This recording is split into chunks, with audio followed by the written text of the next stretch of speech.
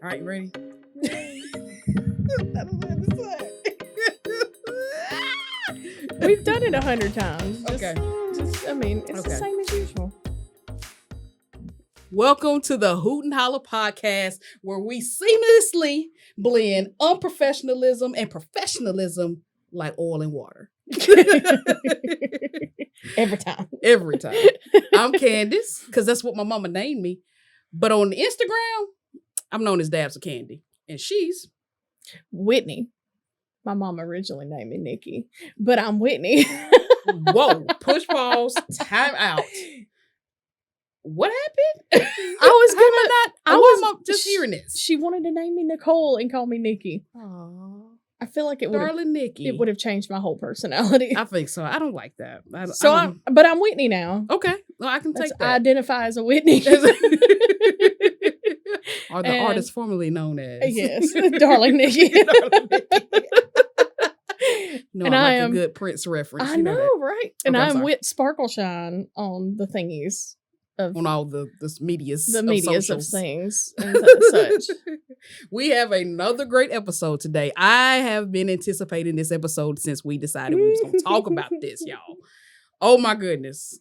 We're going to talk about later on about the Netflix, I guess, documentary you can say, Abducted in Plain Sight. It's a lot to unpack. Which is from 2017, but we're just now watching I just learned about it. I told her about it, and we're going to talk about it in great depth. I have quite a few notes and things that are of concern to me. Anyway, so since you're on the interwebs, and while you following Dabs of Candy and while you following with Sparkleshine, make sure you follow Hoot and Holla podcast on all social media platforms: Facebook, Instagram, Snapchat, TikTokers, at Hoot and Holla TV. That's HOOT, the letter N, HOLLA TV, and also such as behind us, right behind us. And it's on the screen too. Yeah. Anyway, and if you're listening to this on your favorite podcast app, make sure you go to YouTube and watch it, because it's so much better to see our faces than just hear our voices. But you do what you want to do. We're not gonna, infringe upon your freedoms to do that. But if you're on YouTube, make sure you follow, like, subscribe, hit that notification bell. The more followers we get, the more content we create, and the more people see us and know about us, and the more we'll be in your face. And maybe pay off one day. Maybe. We might get paid for it one day. Anyway. So today's episode is sponsored by ibuprofen. Turning ouch into oh yeah since 1969. Is that a real thing? It is. Wow. Okay, never knew that. Without it, we couldn't get out of bed in the mornings. And who needs a liver anyway? It's gonna be fine. Yeah, just toss that. We don't need that. It's all our bodies come with extra Our parts. liver isn't in pain. It's just not functioning. But it's all good. So if you're on those step stools that we talked about last week and that going up and down is getting to you, pop your ibuprofen and turn that ouch into oh yeah. So we have a couple segments today. Our first segment is I Got a Question, and my wonderful co-host has a question that she would like to ask the class. Go ahead with it. These are things that pop into my mind late at night. First, lay it out and tell them what the American version is, and then ask your question. So, as Americans, you all know, you go to a website and it'll say, do you accept cookies on this website? All the time. We use this to every day. Save certain info so you can come back here and not have to put it back in. I like cookies. Blah. My question is, do British people have to accept biscuits? Or cookies? That's a great question. I never thought of it. If it was my choice, yes. Biscuits. Quite certainly, yes. You must accept biscuits. Or sweet tea and crumpets. I would love a crumpet. But in the USFA, we accept cookies. And I've yet to receive one cookie. And I don't know who I need to talk to. Keep hitting buttons. Nothing shows up. I've accepted at least 20 cookies in the last month. At least. You And know, not a one not a is one on out our of Girl table. Scout cookie, Mm-mm. not a animal cracker, nothing. Which they are Man. cage free, by the way. Okay, Now, I know. cage free animal crackers. Thank you, I PETA, know. for that, because that was The world was terrible until we're a they better place freed. because of you guys. Yes. We're free of P.T. Barnum's reign. So you learned something interesting this past week because your mind was in wonder of what what this was. So our next segment is Let Me Tell You, where we inform you guys of things that you may know and some things you may not know. May never have cared about or never Yeah. thought about. But guess what? We care, and so we're going to And share. we have random information. So you wanted to know, where did guinea pigs come from? And it's a great question Yes. because does it come from New Guinea? No. Dang it. I've never That would have seen been my first choice. I don't know. I saw one on like a YouTube short or something, and I'm like, where do they come from? Well, I've never seen one out in the wild. I don't go out here in the field and there's just guinea pigs roaming around. Like, where are they coming up with it? Like, where did they come from? So apparently they were in the Peruvian mountains in that whole area. And we started getting them and taming them and keeping them for pets. And now they're extinct in the wild now. Wow. We just keep multiplying them and selling them to kids to kill slowly. Should have left them things right up in the mountains. That's the most hideous thing. Why would you want that as a pet? I don't know. That's just for me now. I mean, ain't knocking nobody. They're cute and If that's fuzzy what you want to little do, if you want to keep rats. a large rat in your room, that is your business. They're- But as for me in my house, we don't They're do that. like potato-shaped hamsters with better haircuts. They're just bigger. I guess. I think I would have spent my money elsewhere. Yeah. Yeah. Yeah. And also, while we're giving you, great information, we have a real quick tip for you today. And that quick tip is never, ever, under any circumstance, ever cook bacon naked. Never. Because there will be regrets. Yes. Just telling you. Our tip for the day. Yeah, that's our Learn tip. Learn I know from that real is life. going to be very impactful for your lives. And you can now be great. Yes. So now, for the main event. I wanted to do a drum roll, but I'm trying not to hit the table. Oh, you can. This is a drum roll. Go ahead. Okay. Let's talk about it. Abducted in Plain Sight. Netflix series, like she said, that came out in 2017. Cames out. You know what I was trying to say. I told y'all I can't talk. It is what it is. You're gonna have to look over me.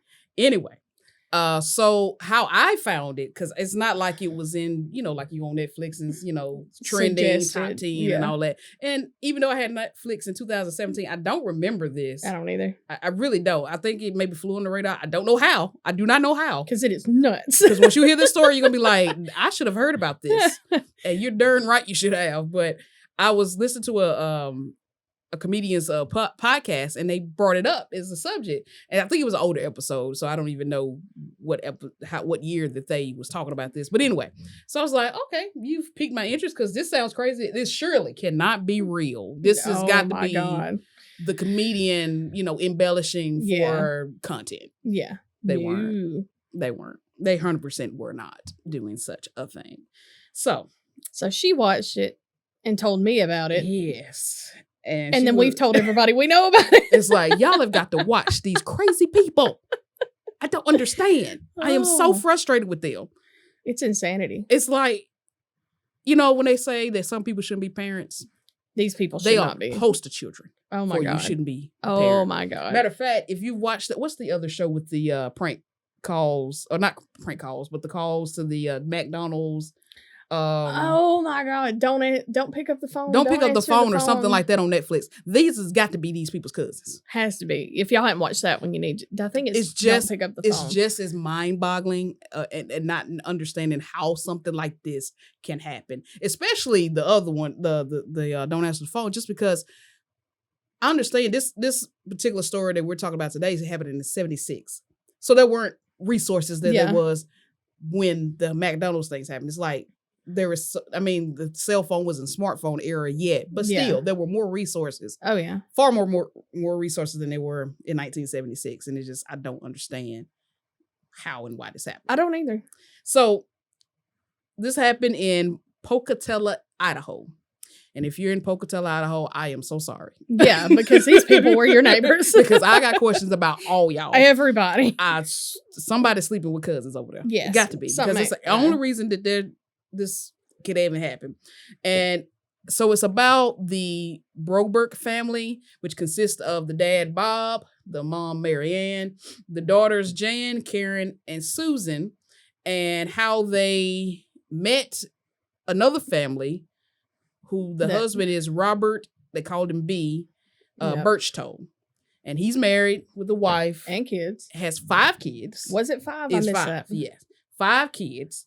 And so Abducted in Plain Sight is just what it is. It is about a kidnapping. And it's going to expand from that. But that's the basis of it. It's about a kidnapping. And the kidnapping involves these 2 families. It involves this Robert B. Birchtold kidnapping one of the Broberg's daughters. Okay? So it starts out creepy, first of all. Because there's in between different talking points, there's these voice recordings of Robert, or I'm gonna call him B going forward, or Mr. Birchtold, of him. I don't know if he just like documented these things just for his. I think so. They never elaborate or explain that, but they just drop them in. Yeah.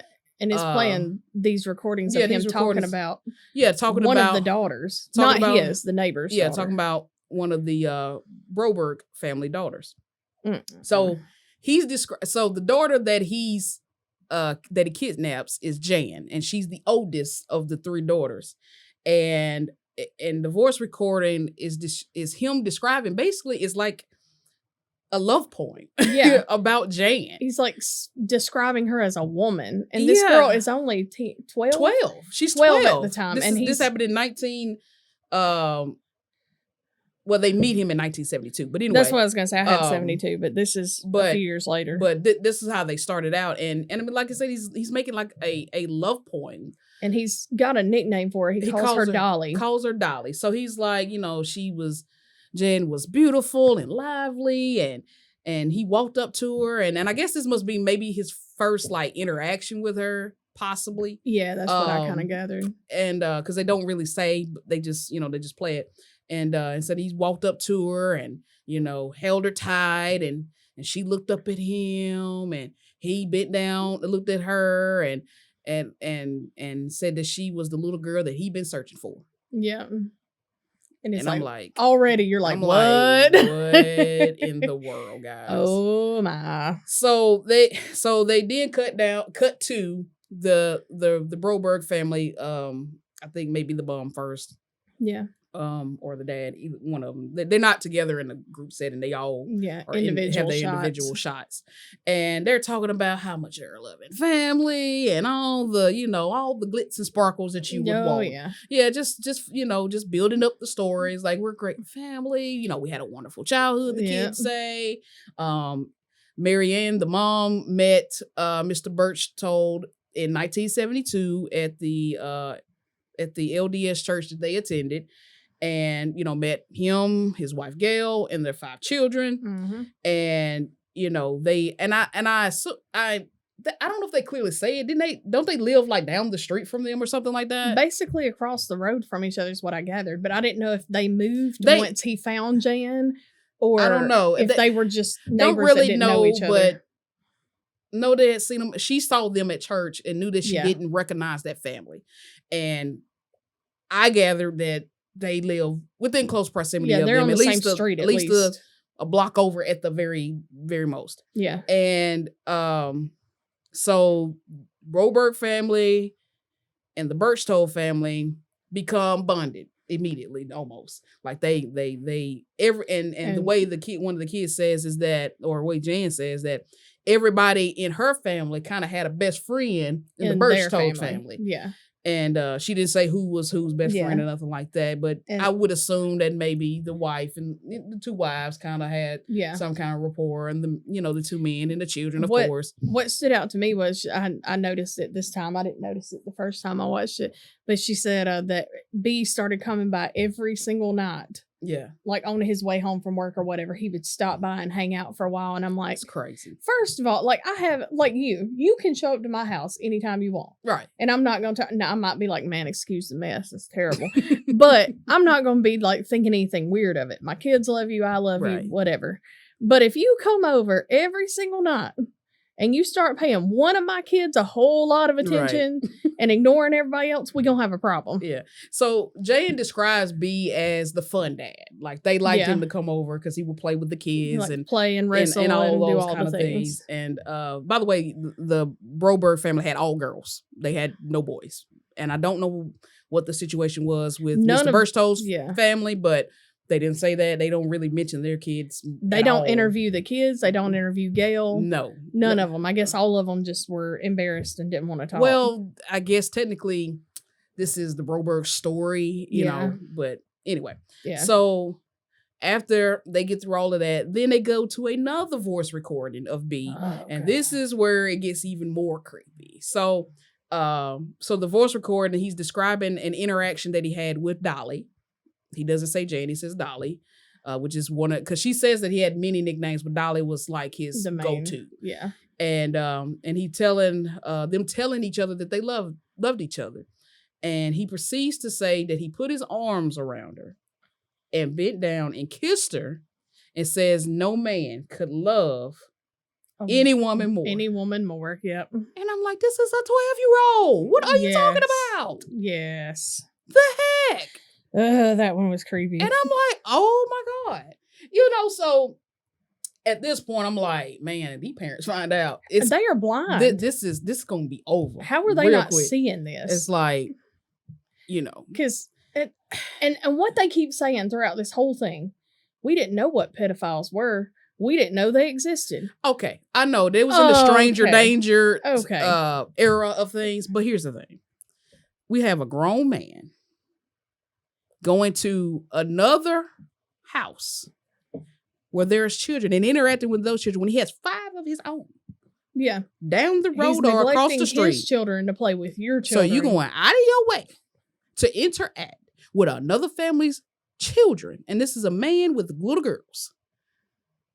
Not that it couldn't be a woman with little Yeah. girls, because it could easily be that too. But Yeah. still, Either way, any adult. as an adult, and spending time with little girls, and no one says anything. No one's just nothing. Just no alarms going no off. alarms, no red flags, no concerns at all. Okay. But the parents keep talking about how charismatic he is and how he just makes everybody fall in love Yeah. with him. And we'll get to that yeah. a little bit. So her mom comes in and says that he did give Jan special attention, and that annoyed us. Yeah. And that fascination with her was a little disturbing. So why are you not cutting off communication? Yeah. Why did we keep going? This whole documentary should have ended right there. right there. It wouldn't be no dang In documentary. the first if it 15 was- minutes, it should Had have it been been done. Gloria. You know what I'm Yeah. saying? Yeah. Cut that off at the bud, okay? Yeah. He can push and pull it, okay? Yeah. Because Candace coming up out of that. Yeah. Yep. You going on, you over here too much. Yep. We don't like company enough Yeah. for you to be over there at night. Yep. At night. Yeah, I said it right. At night. That's ridiculous. Oh my God. So yeah, if your mouth is dropped now, just keep listening. It gets better, guys. It really gets better. So so they've had these interactions with him for about 2 years now at this point. Mm-hmm. Met him in 72. It is now October 1974. And B calls Jan's mom, Marianne, and asks, could he take Jan horseback riding? In the mountains or somewhere. And somewhere Somewhere that's going to require like an overnight trip, right? not really overnight trip, but it's a good little distance. Yeah. It's a good little distance. It's not like a 15-minute drive. It may be like a 30, maybe 45-minute drive. Okay. And then proceeds to pull up at her house. And but the mom was like, no, it's a school night. Maybe we could do this another night. Yeah, like she And- had piano lessons or something. Yeah. the But he next day. was very persistent. And of course, when the child hears about this, oh, I want to go horseback riding. Yeah. Of course, 12-year-old want to go horseback riding. Yeah. Duh. So he's so persistent. He just said, you know what? I'll pick her up from her piano lessons and I'll take her straight there. And the only instructions that the mom gave was just have her back before her dad gets home. Yeah, have her back before dinner, basically. And at that point, people, why are we not asking questions? Why? So who all going? Yeah. Because that's the first question my mom went, who all going? Why is it just a grown man and one kid out of 8? Because he has 5 and they have 3. That ain't his. That ain't his. His wife is not going. Her parents, because nobody's going. Most parents don't want to be alone with a child that freaking long. Yeah. Yeah. Okay. But if they gonna do it, they generally gonna add other kids so the children can have fun. And they can entertain themselves. They can entertain themselves. It pretty much is like carefree babysitting. Yeah. You know, almost. Just make sure they don't kill themselves. Yep, exactly. And but it's like you letting him go alone. I don't care. And you've already said that you feel weird about it. Felt that you know that he likes this child in particular for whatever reason. And you have these feelings, this gut feeling, and you still allow this man to be alone with your child to go horseback riding. Allegedly. Yep. Yeah, she was. So Jan, they show her on screen and she talks about how she got in the car and he was like, "Here, take your allergy medicine." Right. Which they later find out was sleeping pills. Yeah. It wasn't allergy medicine. But she's a child. She don't know. Yeah. You know, here, take these. Your she mom said anytime they spent time alone. Give you this, drink that. Yeah. And we're going to go. Okay. Yeah. And she said anytime that they were alone like that he would give her allergy pills. Right. Right. And she just thought that was what they were. They were. Exactly. So. Whatever. She takes the pills and almost immediately she says that she's out. She don't remember the ride or anything other than getting in the car from her piano lessons, him giving her some sleeping pills, and her waking up pretty much. So I don't know what time that was in the day, but now it's 9:00 on this Thursday school night. And they ain't nowhere to be found. Yep. Jan ain't home. They ain't heard from B. And so now Jan's mom is getting nervous. Now she's nervous. It's about time. Now she's nervous. It's 9:00. My child's not back. I told him to be back. But I gave specific instructions to be back. Yeah. By dinner before her daddy get here. I hope something bad. It's 9:00. They ain't here. I'm nervous. Yeah. Now we're nervous. My patience is so short with them. I know. Oh my gosh. It just keeps getting worse. So you would think phone calls be had and things of that nature. Yeah. And it was. They called Gail. She called Gail. Said, "Gail, hey, I ain't heard from B. Got my baby. They went horseback riding earlier today. It's 9:00. Told them to be back. They ain't back. Where they at? Where they at?" Gail says, "Oh, they'll show up, darling. It's fine. It's fine. Don't call anybody. Don't call nobody. Surely they will show up. They'll show up." They let 2 days, 48 hours pass before they called the FBI. No, 5 days. No. It was 2 days. Okay. Well, at one point they said 5. I made a note. No. Okay. No, I think it was 2 days. No, it was 5 days before they found them. Yeah. Yeah. So it was from Thursday to Sunday. Sunday they finally called the FBI. It was no. It was 2 days. We'll get there. It was 2 days before they called the FBI. Man. Okay. So the FBI starts their investigation, trying to find what had happened.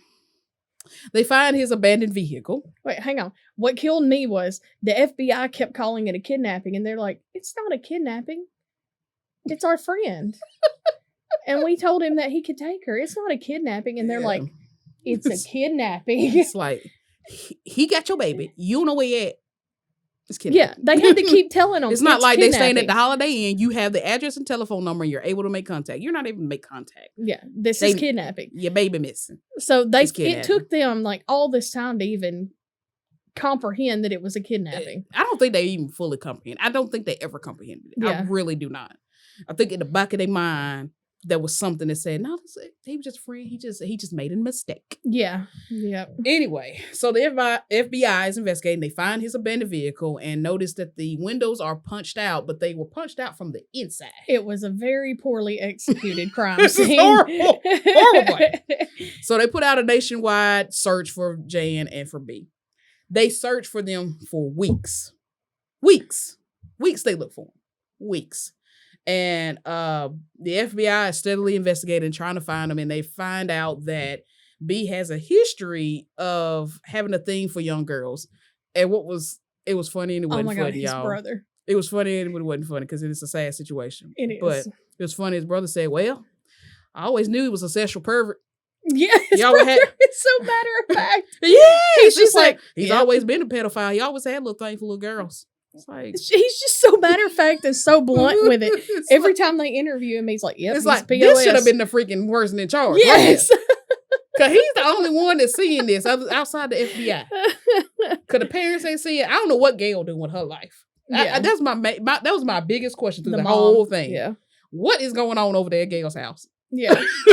I wondered what it was like over there for her because she must be like, I don't know. I don't know what's I don't know going if she on. was in denial.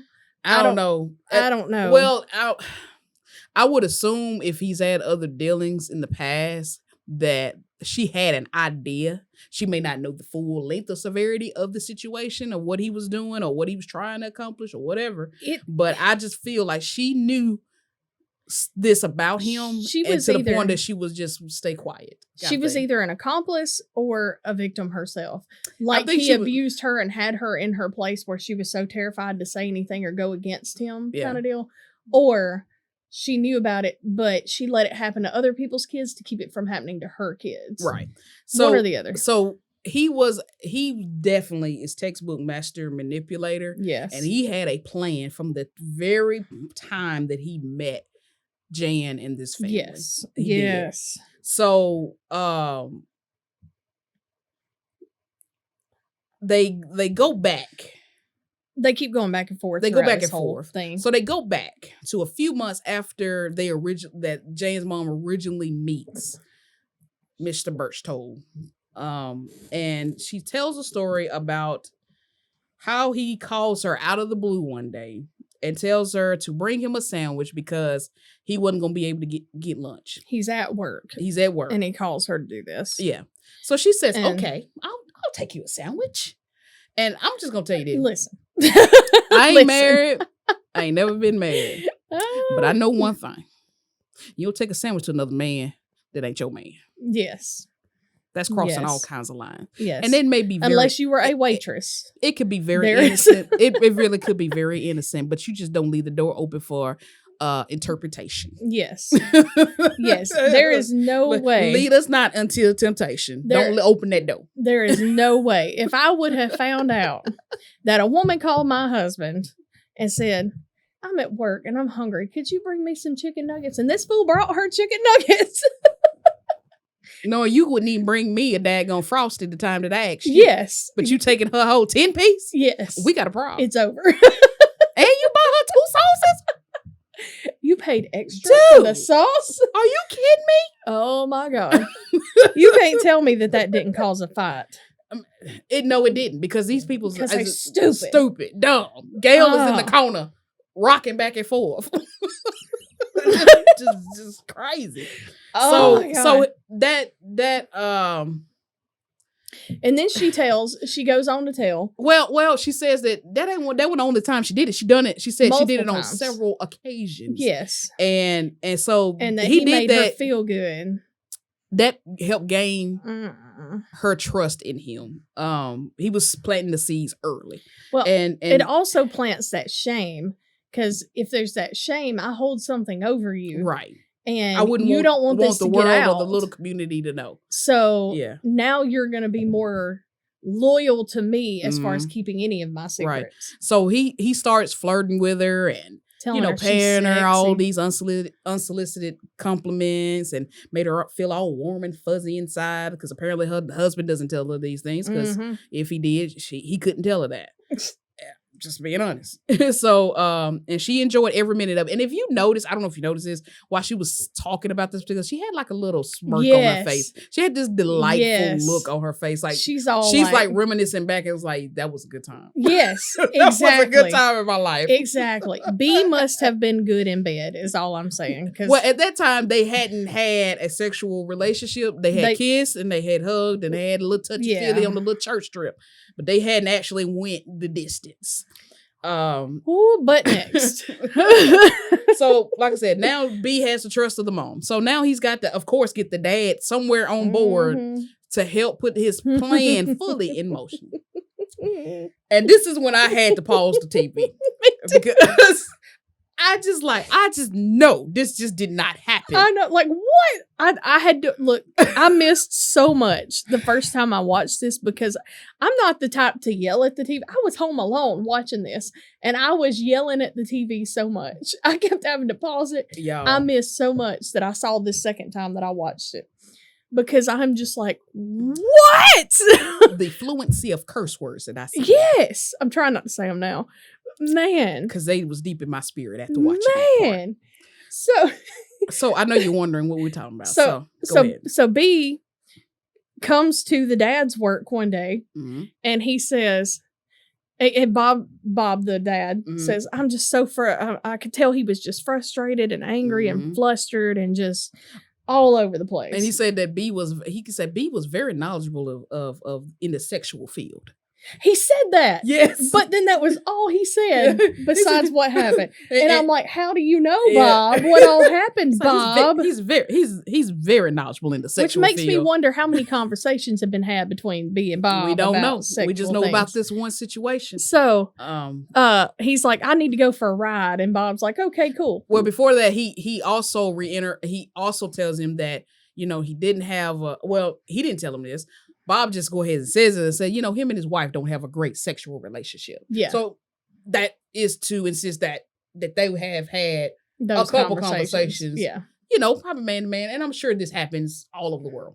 Men to men, it's like, man, all of us have, with our close friends have conversations. About just that kind of stuff. He's just not doing it for me. This, that, and other, whatever.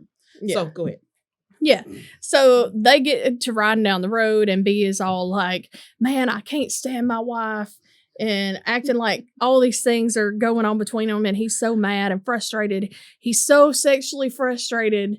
And he tells the dad said he was clearly sexually aroused and needed some relief. And I'm thinking, oh my God. What? It's about to happen. So what he said was, so I continued to help him out in a masturbatory manner. No, he said relieve him in an act of masturbation. That's it. That's professional.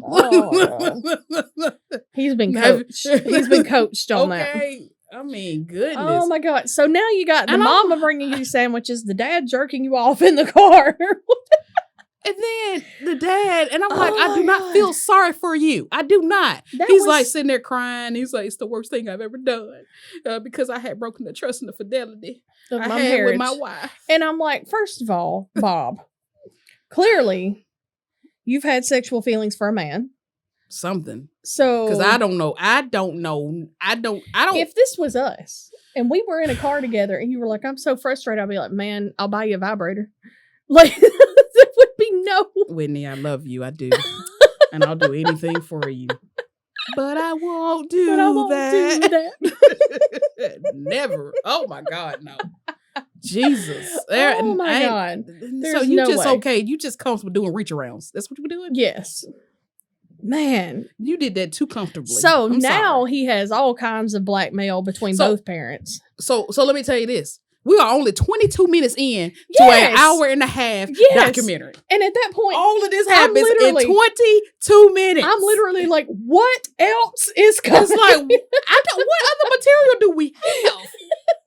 Because this is a lot. Like, I could have a Maury show on this alone. Yep. Dr. Phil, come here. They need help. It is so bad. I mean, it's so much to unpack, y'all, for real. And Jan Jan's parents allowed B to sleep in the bed with Jan. They knew this was happening. They allowed it to happen. How this happened, because I took a detailed note on this because I'm like, this don't make sense. Okay, so he comes and during all this, the LDS church, some girl comes forward or he gets caught, something happened. Right. And they required him to mandatorily go to counseling because they didn't want to do the court thing. They were handling it in the church. Yeah. And they were like, okay, you have to go see a counselor / therapist, whatever it was. Right. So this counselor tells him, there we go. Oh, he comes to the parents and he admits that he was molested by his aunt when he was 4 years old. And the therapist said that he needs to spend time alone with Jan at bedtime every night. And they let him. He was like, well, we was just trusting it. And it was 4 times a week for 6 months. That is, I did the math. I don't know if you did the math, but I did the math. That is almost 100 times in 6 months. Oh my God. And see what they had told ahead of that or after that, I don't remember. But he was like a carpenter, like a handyman. And her and her sister shared a room, and they kept talking about their rooms were in a basement. So you imagine a basement is wide open. It don't have any. Generally, most people don't have it finished off where it has individual rooms. So they're just all in this basement. So he voluntarily, before all this happened, voluntarily went in and built a wall for Jan, like built it so she had her own space. Now we know why. Because he was planning to be alone with her in her room. Right. 4 times a week for 6 months while playing these weird recordings that the therapist had recorded for him to play. Right. Which they find out later was not a real... he had lost his license. Yeah, he had lost his license. He wasn't even real. Yeah. And it's just like, naive ain't even the word. I don't even know what to call this. I just... Willingly... Idiots? I don't have the words. Webster has not created the word for this level of naiveness. Yes. They have not. It's the shock, the absurdity, the naivety, the willing naivety. I got nothing. Anyway. So now they go back to the story of the kidnapping. So, like I said, they had been missing for weeks. So Jan says she finally wakes up because she had been given those sleeping pills. She wakes up and she is in a motorhome, and they're in Mexico. She doesn't know they're in Mexico, but they say that they're in Mexico, and she is like strapped down, but she could hear a alien-like voice, and she thinks she has been kidnapped by a UFO. Okay. Because all she can remember is a big bright white light. Right. During some point when she woke up. So I guess she was kind of in and out because of the pills. And so when she comes to again, she's not strapped anymore. Yeah. And she hears the aliens that have names, Zeta and Zethra. And they informed Jan that she was part alien and that her mother was her mother, but her father was not her actual father. Yes. That her actual father was an alien. And she drew a parallel as in Mary and the Immaculate Conception, and how Joseph wasn't Jesus's father. His father was in heaven. So they have a parallel there. So that's very easy for a 12-year-old to believe because you know, if you've been in church and been told and you know these things, then you kind of like, oh, this is like Jesus, Mary and Joseph, right? And so the aliens give her a mission. And the mission is that she has to have a baby before she's 16 or by the age of 16 to save the alien nation. And if she don't complete the mission, her sister Karen would be taken. Yeah, and the other one would go blind or something along those lines. That's later on down the road when they talk about that. But and then so the alien instructs her to go to the front of the motorhome, and there you will find your male companion. And the male companion Just is happened to none be. other than Robert B. Birchtold. Yep. And he over there fake sleeping like Like he been, he's- oh my God, wait, what happened? Yes. It's Oh my like, God. like, yes. did you see the light too? Did they talk to you? What did they tell Did you? Zeta talk to you? Because they talked Oh to me and my God. they said that we got a mission. And so that's what happened. Long story short, he had sex with her. And he said that he didn't like fully insert. He did like an inch, and he wanted to, make sure that she wasn't uncomfortable Yeah, so that she she could was enjoy enjoying it it. too. And it's like, Oh my she's God. 12 years old. And you just raped this girl. Because she was like saying, it wasn't like the violent rapes you hear about, Yeah. and it's like, so she's not even realizing that she's being raped. First of all, she's She's thinking 12, so she don't realize she's it is thinking what she's it doing a is. mission that she's got to save the world. Yeah. And it's sad, man. And so also in the motorhome, he had books that were about Yes. sex and stuff like that. Yes, And it's right like, after this, she's like, and then after we talked about what the aliens had told us, he went to Right. the cabinet and pulled out these books, and they're like Mhm. Kama Sutra books, and it's It's like, like- oh yeah, these just happened to be here. right, yeah, just found Oh those my laying God. around, So day 35, she's been gone for 35 days at this point, and so B calls his brother and requests that he go to the parents and get a written permission to allow him to marry her, their 12-year-old daughter in the United States, so that the Mexican union that they had would be legal. Yeah. And Bob, Jan's dad, is irate at the mere thought of such an immoral act. I'm like, now you irate? Oh my God. Now you are Now irate. we're mad. The 100 times that they've been sleeping in the same bed together for his therapy. You're The not many mad. times that he been with her alone, paying the special attention. Now you irate. Now Yeah. this is the line, because he wants to be married to her legally. Yeah. This is the line that this is too much. Yeah. No, because his Nope. moral compass is working Yep. very well. Suddenly. I was like, the audacity of you to think it would. It's like, come on, that's Ridiculous. ridiculous.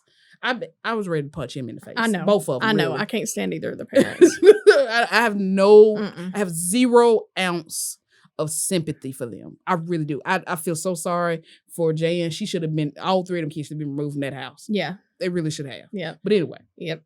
so eventually, B is arrested. And The Mexican federales. yeah, the federales come in, came and- arrest him. They rescue her, but they put them both in like a prison. Jail. Yeah. I guess waiting for the United States authorities to come or whatever Yeah, happened. do whatever they're I think gonna the do. parents actually went The parents to went with Mexico. them. Yeah. So, but B made sure that he covered his Yep. tail and crossed all his T's, dotted all his I's, Yeah. and gave her specific instructions and told her to not to He bribed the guard with one of his gold rings. Yeah, so he could talk to her. so he could talk to her before the parents got there. So he tells her that to tell nobody about what happened. Don't tell them about the aliens. Don't tell them about anything. Yep. And if you don't do this, what's gonna happen is your sister Karen is gonna go blind. Your daddy gonna be killed, and they gonna take Susan away, your other sister. Yeah. So He told her you can't tell anybody about the mission, about Mhm. Zeta or Zethra. right, If you get close to any other man Mhm. besides me, these right. things will happen. Like Yeah, not no- even your dad. Don't no- hug him. Don't No whatever. male contact at all. No male contact.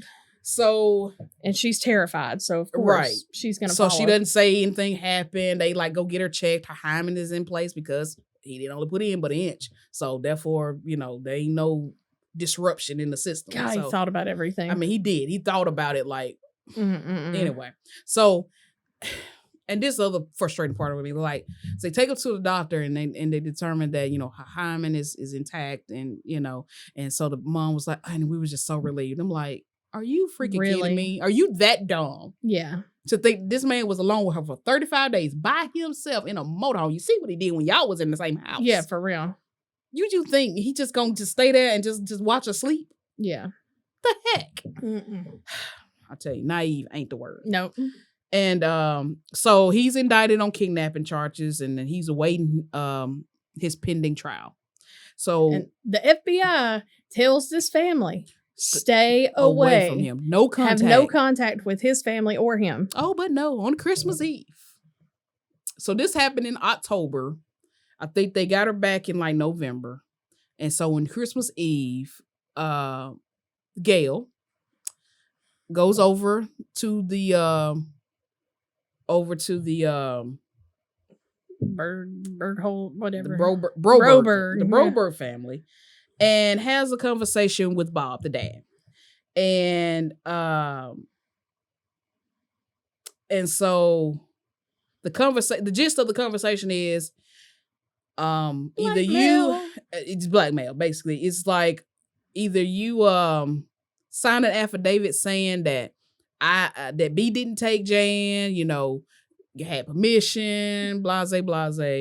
Either you do that, or we're gonna let everybody know about your little sexual interaction with B in that car. And you relieving him. So this is why I said that Gail knew. Yeah. Things were going on. Yeah. But she's being held hostage and on pretty much. Yeah. Something. I don't know that for certain, but you can kind of fill in the missing pieces and figure out she can't say anything. Yeah. Because something may happen. And he probably has some kind of dirt on her. I mean, there's no telling. Yeah, it's no telling, because I feel also bad if he can groom a couple that he just met in 2 years, imagine what he can do in 15 to 20 years when he's been married to somebody. Yeah. It's very easy for him to do it. And I mean, that's probably his test subject, honestly. Yeah. Yeah. He knows how he can manipulate her, and so he knows how he could do that to other people. Yeah. So, of course, they signed the affidavit because nobody can ever know about B and Bob and what happened in that car or what has happened beyond that, because they don't elaborate. They just take this one instance.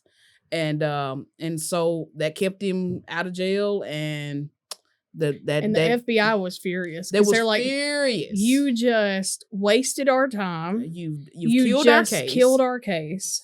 So now they couldn't do anything. So B is back out. Yeah. So he spent a little bit of time in jail, but not much. Time goes by, and really nothing has changed between him and Jan. He still sneaks and sees her, and they write love letters to each other, and Jan believes that she still believes in this mission that she has to complete. So this is always in the back of her mind. We got to complete the mission. She's at school, and kids are bringing her a note that he had given them to give to her, right?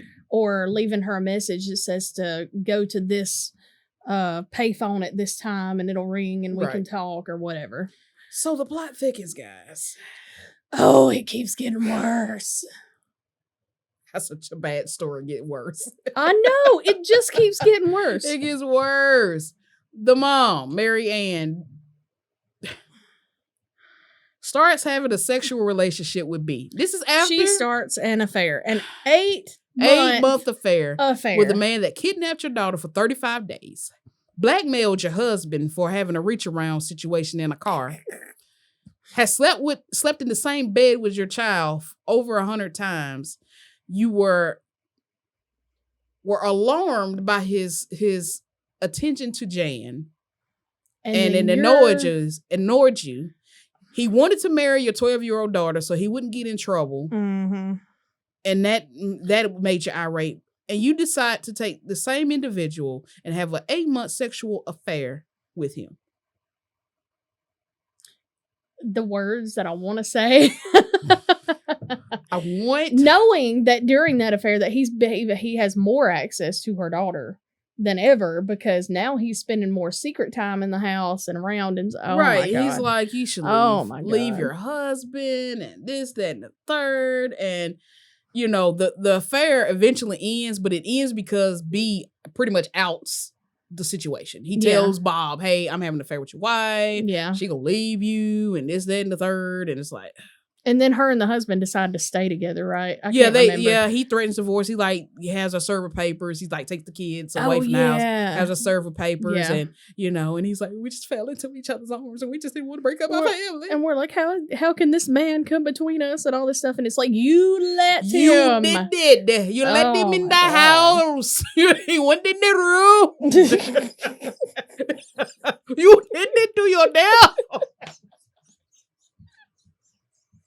Where did the accent come from? Do you get irate and turn into an Indian man? What are you doing?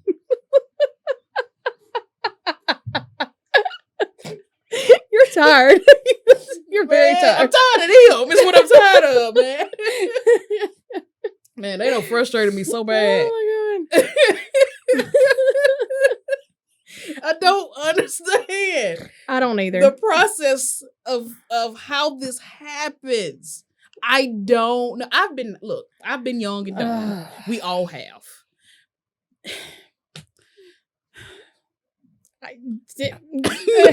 There's no words. There is so many red flags. Yes. Things don't just fester to this point. It's small things. Yeah. Him paying a little bit more attention to Jan. Him coming over every day after work. Yes. Before he go home to see his own kids. Yeah. You know what I'm saying? Him wanting to be alone with her. Like whether Jan Him said wanting anything. to marry her. Yes. Oh my God. Come on. Whether Jan said anything or not. It was obvious what was going on. Yeah. The responsibility is not on Jan. She's a child. She's traumatized. She's got these things in her head. She don't know that they're not true. But because she cares and loves her family, she knows she has to do this in order to protect Karen, to protect her dad, to protect her sister Susan. Yeah. Okay, so the fault is not on her. I ain't mad at her at all. No, she was for whatever she did, however she reacted. She's a child that was put in an adult situation at early of an age that she did not understand what was going on. She was being manipulated by an adult that knew better and knew what he was doing. And since she had two whack-ass parents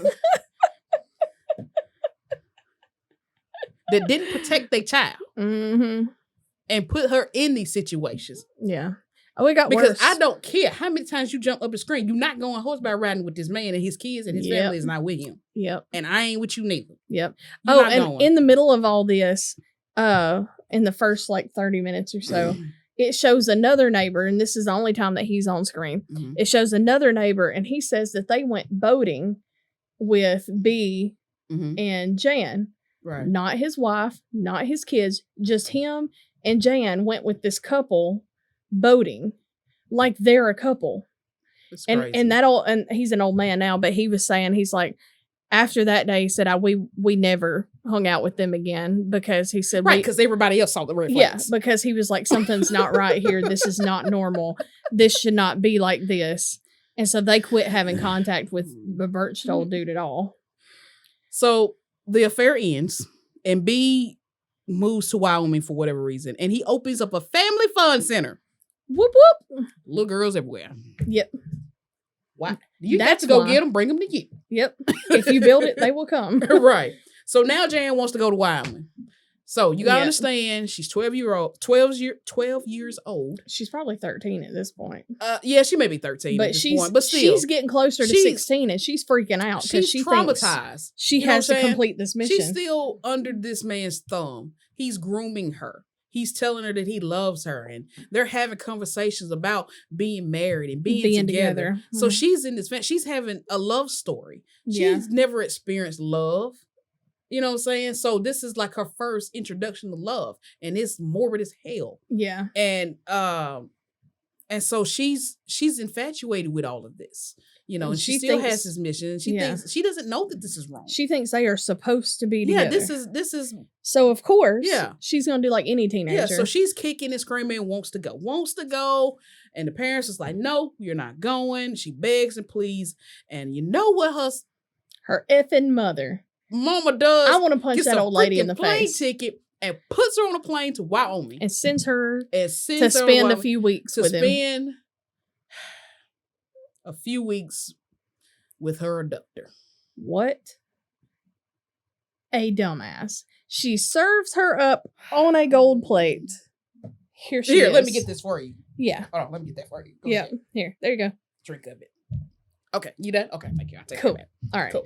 And they're like, well, if we didn't send her, she was gonna run away. She was threatening to run away. Well, here's the thing. Lock her down. B calls her and says, Oh my God. look, Jan wants to come, and if you don't let her, she's gonna hitchhike, and she's gonna be out there on the highway. And you don't want her on the highway like that. Then she puts on the plane. Quit answering the phone. That's my thing. It's like, why you keep answering the man calls? Hang up on the Block man. his tail. Change your number. I swear. Come on, guys. He had He control. ain't living next door no more. Yeah. He in a whole nother state. He had Change a your mental number. hold Block it. on everybody in that household. Why you keep? I don't know if caller ID was around, but if it was, that's even more of a reason It was not. why this should never happen. It was not. But if it was, it's like this. Answer the phone. You've been fooled by telemarketers before. Yeah. You see a number. That looks familiar. Let me pick it up. Yeah. You know, and then you can hear that. Okay, this ain't you. Click. This is Bob. Click. Look, guys. Look. Click. It's that simple. Hello. Hey, this big. Click. Hello. This big. Click. Exactly. See, it's just easy. See, Exactly. grab it off because it's probably off the wall at this point. Off the wall with that long cord. Yeah. Hello. Ching. Who was that? Nobody. That's what I don't understand. Change your number. Move. Why not move? You ain't got to move. You ain't even got to be that drastic because he had a business there. So I understand moving may not be in Well, I'm the talking about cards. like move to another house so he don't know where you live. That's true. Have your number but unlisted. the easiest like, thing is just to change your number. He ain't in the state. Yeah. He It's ain't so in Idaho stupid. no more. He is in Wyoming. Did his wife move up there with him? I think it was just him. I can't remember. I think it was just him. I don't remember that. I'm pretty sure. It might have been just him, which Pretty is sure it was for just the him. red flags. Even though he was married, still. That's crazy. Anyway, so she spends 2 weeks. We've been talking about this I know it's so long, but I'm sorry, guys. We're gonna have to hit the high points. It is so much to talk about. So anyway, she stays there for 2 weeks. They send her back home. She didn't want to go home, and she's different. She's different, and she's being fighting with her sisters and just being a totally different child, like a just unruly teenager.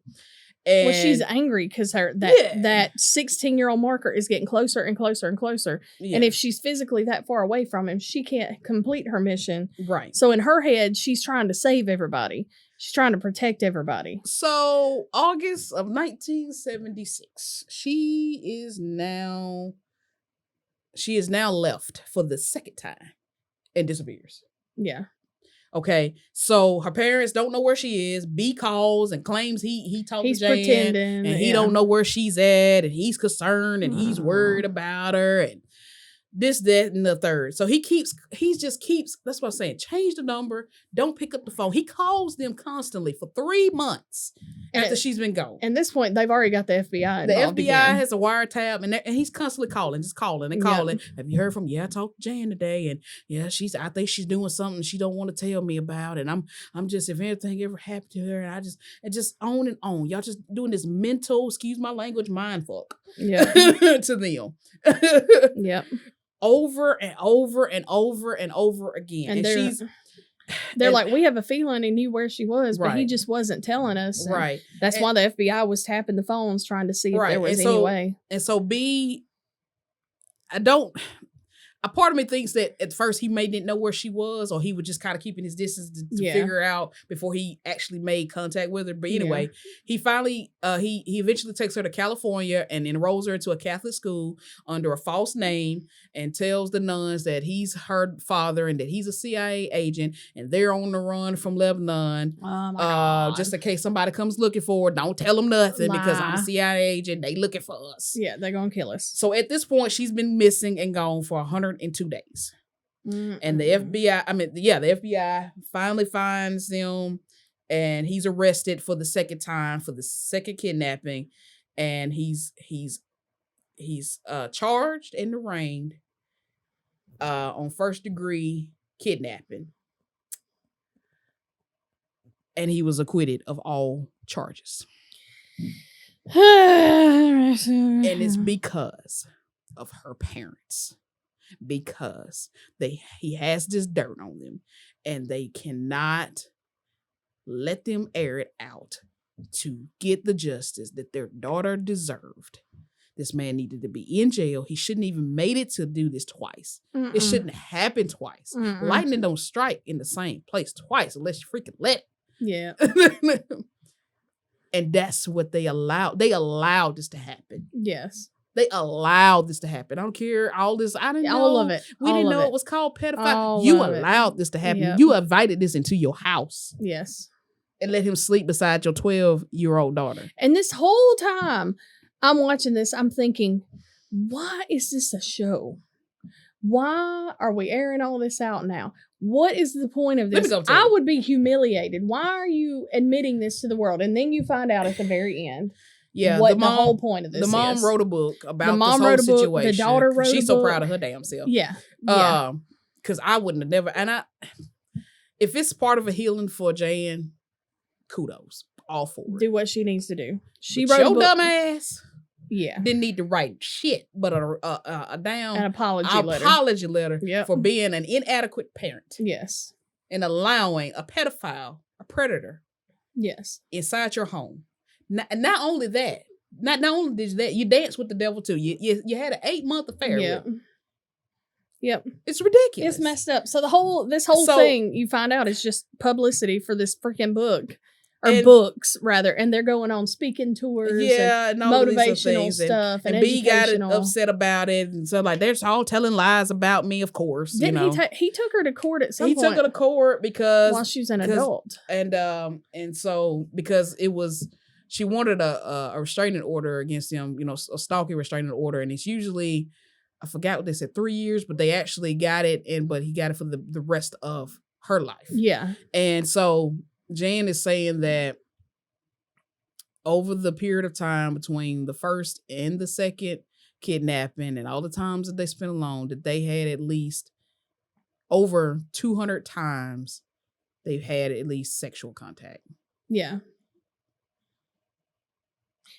This is a very small window, by the way. Man. We talking from 12 years old to about 16, about 15. Not about even 15, 16. not even quite 16 Yeah. yet. 3 years, Mhm. over 200 times. Oh my God, these parents. Oh my God, these parents. Oh my God. They actually should have been charged Yes. with whatever he got off with. Hell, they were accomplices. At this point, yes. Because you let it happen twice. They just kept handing her to Now you let it happen. You don't come forward in a reasonable manner. You wait 2 weeks. You wait 2 days to say something because you're embarrassed at your inadequacy of parenting. Yeah. Basically what it comes down to. Yeah. You embarrassed that this has happened twice. So you wait 2 weeks this time. Yeah. To tell somebody, hey, my baby gone again. It's the most ridiculous thing. The whole time I'm just watching it and it's like, that is insane. Oh my God, that's more. Did it just become an alien abduction? What the hell is going on? It's like, I'm in such disbelief that this happened. God. Oh. It's just unfathomable that something like this could happen twice. So y'all need to go watch it. Ultimately, since we've given you the whole play-by-play. Right.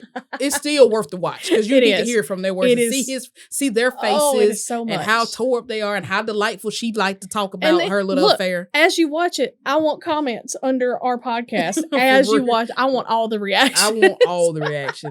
And so ultimately, Birchtold committed suicide, and but he only committed suicide. He only committed suicide after he was found guilty of 3 felonies and 2 misdemeanors of an unrelated crime of the kidnappings.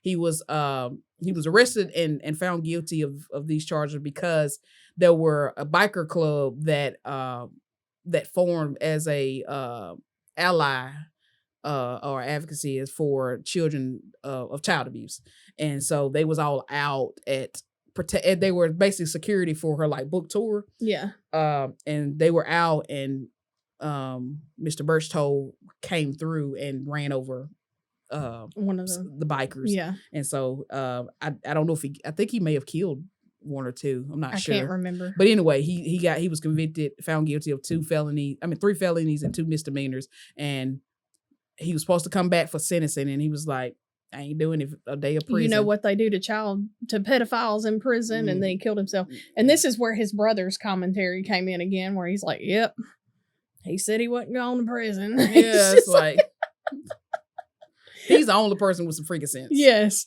Outside of the FBI. And he's out here like, I don't know what y'all are doing. I've seen this from the beginning. Y'all are a bunch of idiots. He was always going in like this. You need to tell them because he ain't knowing. They is not hearing He's it. so realistic and just kind of like, He well. just blunt and straight to the freak point. He cut no corners with them. He probably got something to say about them, but they didn't tell it. Yeah, they probably cut that part out. It's like, I'm like, oh my gosh. And y'all, and this is just an hour and a half of the story. And there's no telling the things that they didn't say that's in the book. Yeah. There is probably But so you know many. what? I'm not supporting the mama by buying that book, so it's forever going to go unknown. And so, and then also like, when she turned 16, she becomes more forthcoming about what happened. Yeah. And it was talking about, it took her so long to say what could have been said in 15 minutes, which is understandable. And they were like, we just couldn't believe that those things happened. I want to throat punch you. Yeah. We had no idea. I feel sorry for her sisters too. Yeah. Because it's one of those deals where their childhood gets ripped away because of their sister, because all the attention is on Jan's missing this and that. And they're just like, they don't get to live a normal life either. So the whole thing is just messed up. The whole thing. It's mind-boggling. No words and all the words at the same time. No words. And I know we just unpacked the whole bunch right here. We did. But y'all need to go watch this. I know we told you a lot of it. There's still a whole lot that we didn't there's go some bits into. and pieces of things that we didn't go into, but we kind of gave you the gist of the whole thing, but it's still worth the watch because you're just going to be in such disbelief of something like this actually happening and being like, I'm all for a true story. I love true stories or documentaries about things, but this one right here take the cake for me. This took the cake for me. I've never been so frustrated and so angry. Yes. Like I said, I'm not usually the type to be like yelling at the TV. Oh, I was yelling. I was like, are you kidding me? Are you a second time? I know. 8 months. 8 months. Are you kidding me? I had to turn it off for a little while because I was just so mad. And I just shaking my head, walking around. I know. What the heck? I'm glad I wasn't the only one. It's absurd. Oh it is God. ridiculous. It is every word in the dictionary. It's all the words. And on that note, that's a wrap, guys. That's it for this episode. I ain't got nothing else to say. I just don't. I ain't got nothing else to say. You got something else you need to get off your chest? I don't know. I'm sorry this wasn't as funny of an episode, but this has been eating it. We have told everybody that we know about this and to watch it. It's probably funny because of my reactions because I'm just so done with it. I'm just so done with it. It is just beyond. If I saw them in the street, I swear to God, just watch it right in the face. Neither one of us are violent people. I just. But man, if I see that old man, I'm knocking that cane out from under him. Okay, thank you. You're gonna need a hip replacement when I get done with you. Oh my God. Oh my God. Hope you enjoyed this episode. Hope you had a good time. Hope it was fun for you. That's a wrap. We appreciate y'all tuning in, and we'll see you next time. And hopefully it be something better and not as drawn out as this was. Thanks for tuning in, and remember, life's too short to only hoot and never holla. Holla, y'all.